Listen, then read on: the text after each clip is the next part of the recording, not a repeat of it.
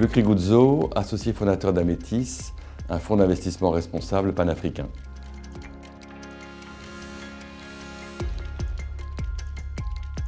Donc cette croissance de la téléphonie mobile et de la digitalisation, évidemment, s'accompagne de beaucoup de leapfrogging, comme on dit en anglais, c'est-à-dire des sauts technologiques sans passer par des cases antérieures. Donc par exemple, je pense que l'Afrique fera l'essentiel de ses paiements par téléphone demain sans passer par la carte bancaire. Mais c'est vrai aussi dans des secteurs comme l'éducation, comme la santé, où il y a des applications, et pour tout ce qui donne accès à des services décentralisés. Donc c'est un changement de paradigme complet pour ce continent.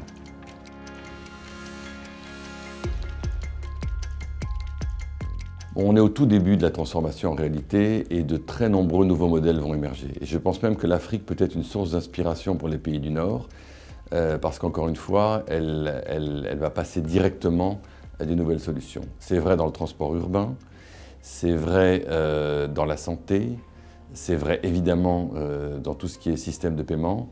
Et donc on le voit, ça change la vie quotidienne des Africains qui aujourd'hui ont accès à toute une gamme de services qui étaient impossibles à fournir quand la digitalisation n'existait pas.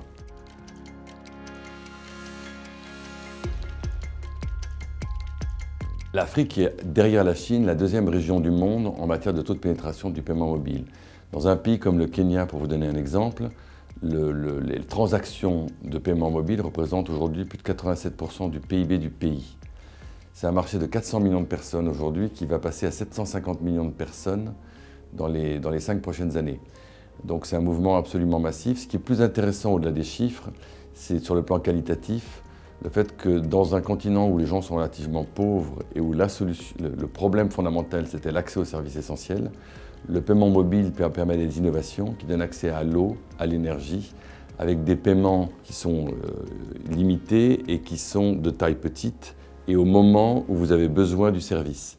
Donc ça ouvre toute une gamme d'accès aux services pour les plus pauvres qui étaient inaccessibles avant.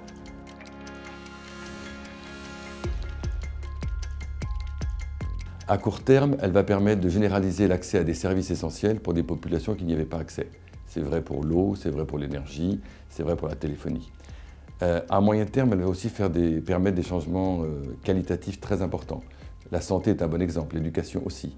Vous pouvez aujourd'hui donner accès aux étudiants de ces pays, aux enseignants les plus prestigieux, grâce à la digitalisation. Vous pouvez faire des opérations de chirurgie au robot ou des diagnostics cancéreux grâce à la digitalisation. Donc c'est une amélioration de la qualité de vie permise par ces services qui sera assez substantielle.